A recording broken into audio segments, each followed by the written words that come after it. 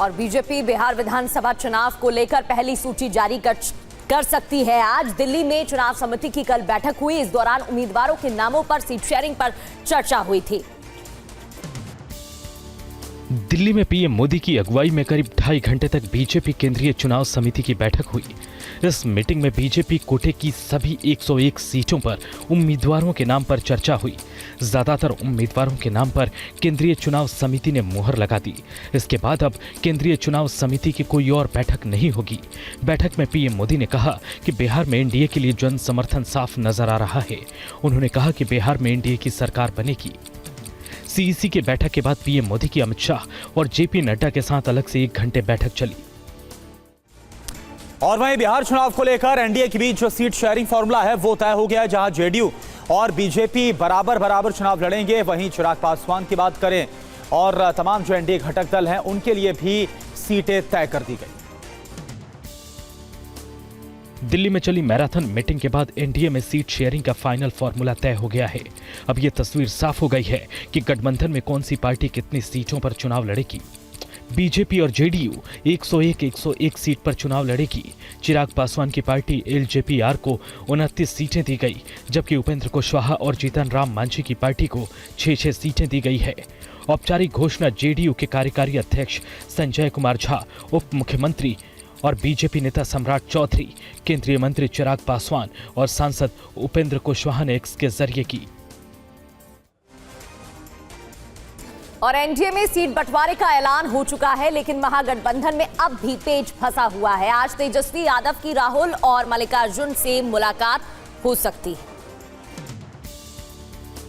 महागठबंधन के अंदर सीट बंटवारे पर अब तक अंतिम फैसला नहीं हुआ है। कुछ सीटों को लेकर घटक दलों में अभी पेच फंसा हुआ है। आरजेडी, कांग्रेस और वीआईपी सहित अन्य दलों के बीच कई सीटों को लेकर मंथन जारी है। लालू प्रसाद यादव, राबड़ी देवी और तेजस्वी यादव दिल्ली में हैं। सूत्रों का कहना है कि राहुल गांधी और मल्लिकार्जुन खड़गे से तेजस्वी यादव की आज मुलाकात हो सकती है। कांग्रेस को उम्मीद है कि 50 से 60 सीटों पर सहमति बन सकती है। बताया जाता है कि सीट शेयरिंग की घोषणा के साथ ही महागठबंधन का सीएम फेस कौन होगा, इसकी घोषणा हो सकती है। वीआईपी अध्यक्ष मुकेश सहनी ने महागठबंधन को अस्वस्थ बताया। उन्होंने क्या कहा और दिल्ली में इसका इलाज होगा, पूरी बात आप देखिए।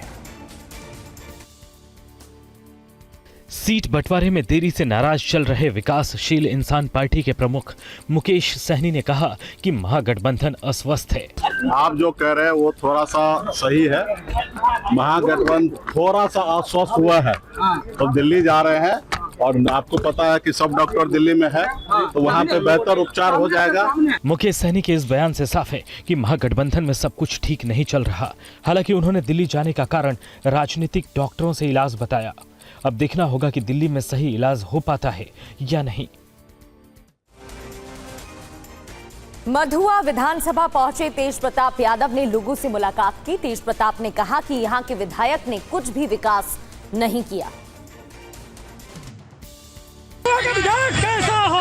बिहार विधानसभा चुनाव में आरजेडी से अलग पार्टी बनाकर चुनाव लड़ रहे लालू प्रसाद यादव के बड़े बेटे तेज प्रताप यादव धुआंधार प्रचार में जुटे हैं। महुआ विधानसभा क्षेत्र में जनसंपर्क अभियान चलाते हुए तेज प्रताप यादव ने जनता से मुलाकात की।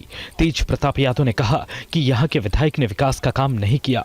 इंजीनियरिंग कॉलेज खुलेगा अब जी, यहाँ के नौजवानों को रोजगार मिलेगा जी।